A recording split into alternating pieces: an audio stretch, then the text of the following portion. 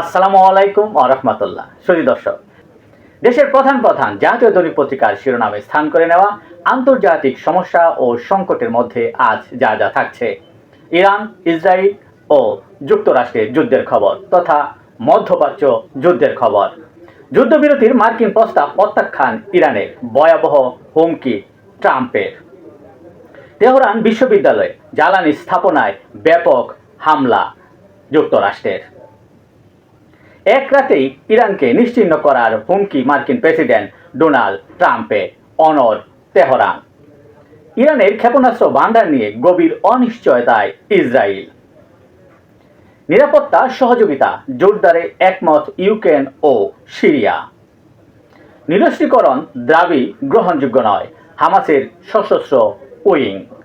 দেশের প্রধান প্রধান জাতীয় দৈনিক পত্রিকার শিরোনামে স্থান করে নেওয়া আজকের সমস্যা ও সংকটের খবরগুলো এখানেই শেষ করছি।